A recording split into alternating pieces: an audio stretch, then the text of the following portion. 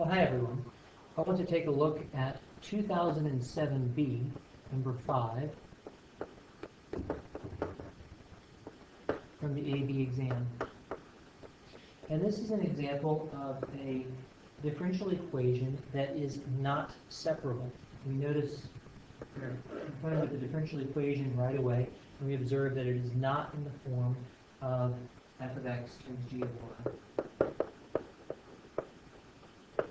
So for that reason, we're going to have to fall back to our backup plan, which is to do graphical analysis and analysis by theorem.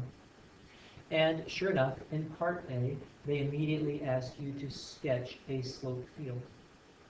So I'd like for you to go ahead and pause the video and sketch that slope field, and I'll see you back in a moment. My slope field ends up looking like this. In particular, we have a slope of 0 here at the point 0, 1. You should have positive slopes for all of these points here, and you should have negative slopes for all of these points here. So that's a pretty straightforward thing to do. In part B, now they ask us to find d squared y in terms of x and y. And then they ask us to describe the region in the xy plane in which all solution curves to the differential equation are concave up. Now, we've not seen a problem like this before, but we are brave, and so we figured that d squared y dx squared can be found by taking the derivative of dy dx. So let's try that and just see what we get. First we'll write d squared y dx squared is the derivative.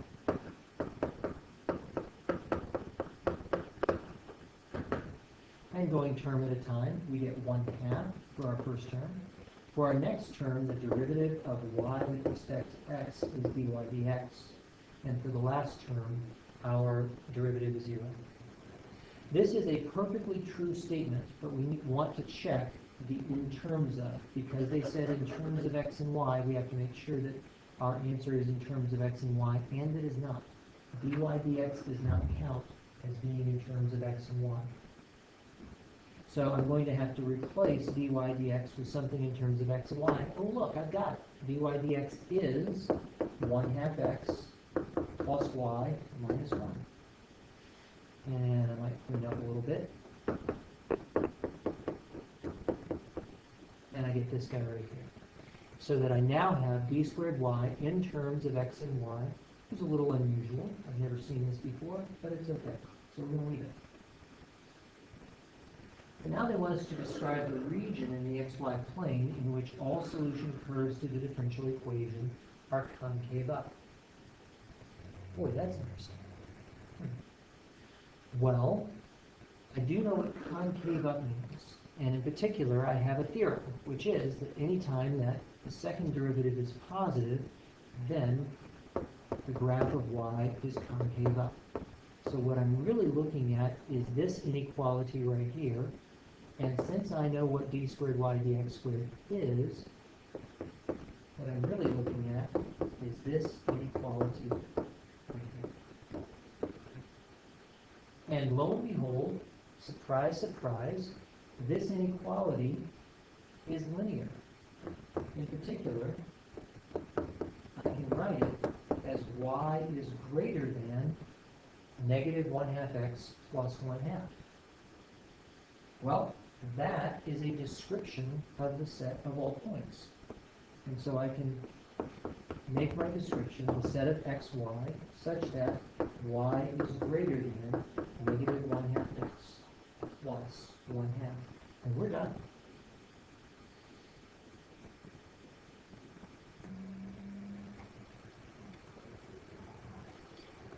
Let's move on to part C. In part C, this is the information I've accumulated so far. dy dx is this, and d squared y dx squared is that. Let's consider C now. Let y equals f of x be a particular solution to the differential equation with initial condition f of 0 equals 1. Does f of x have a relative minimum, a relative maximum, or neither at x equals 0? Justify your answer. Stop for a second. just because they talk about a particular solution to the differential equation with initial condition does not mean that they told you to find it. Let's make sure that we answer the question that was asked. The question is, does f of x have a relative min, max, or neither? And so we do not have to find a particular solution, and that is very good because we cannot, with the techniques that we have, find a particular solution. All we have to do is to see whether or not f has a relative min, max, or neither. Okay. Well, what are our min, max, or neither finding tools? We have a first D test, and we have a second D test. And the first D test asks us to look at sign changes. And the problem that I have when I try to make an argument from sign changes is that if I look a little bit to the left of x equals 0 or a little bit to the right, y is going to change, and I'm not exactly sure how y will change. I can make a sophisticated argument based on the fact that f of 0 equals 1, but I think it's going to be a lot easier to try to do our second D test here. So just a reminder of the second D test. If y prime is equal to 0, and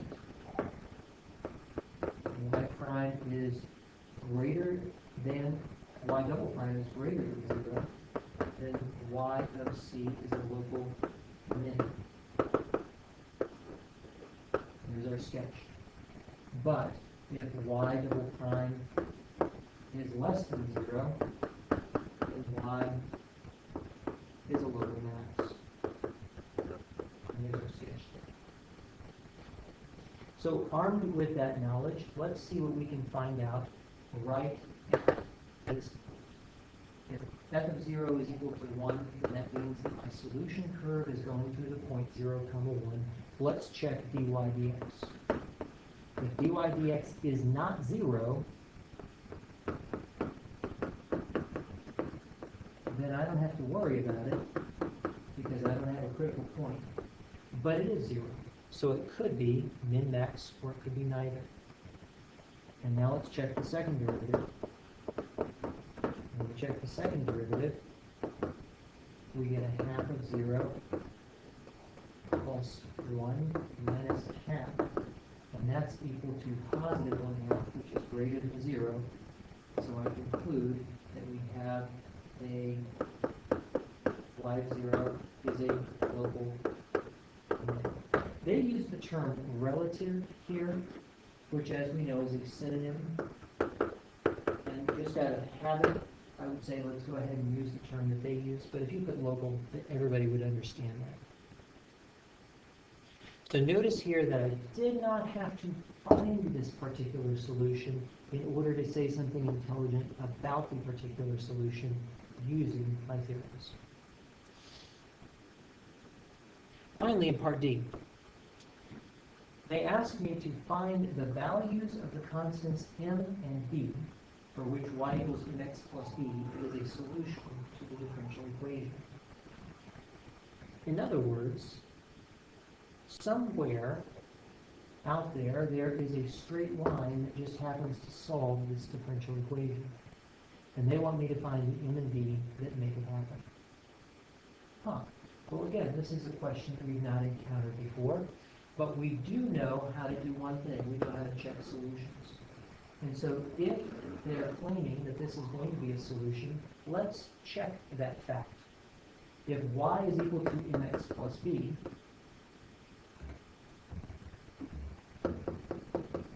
then dy dx is equal to m. But it must also be equal to 1/2 x plus y minus 1. Well, that's kind of interesting. I'm not sure where this takes me. I see where it could take me. Since y is equal to mx plus b,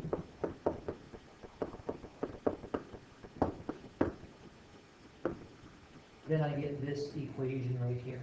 Now, at first, it seems like this equation is hopeless because I have two unknowns, m and b, and I also have my variable x. However, I want you to observe that this solution is going to hold for all pairs x comma y on the line. And so what that means is that the coefficients of x on this side have to match the coefficients of x on this side.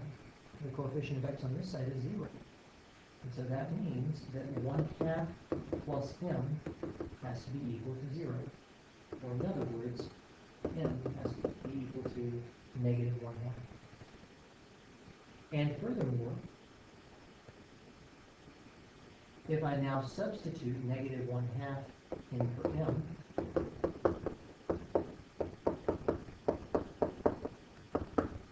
you can see that the x terms cancel out, which is good.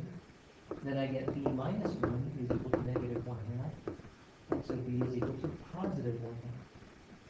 And so this gives me the constants m and b that I need to declare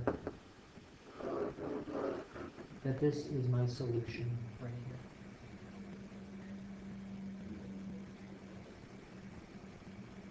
Well, I hope this was helpful to you, and I will see you on Monday.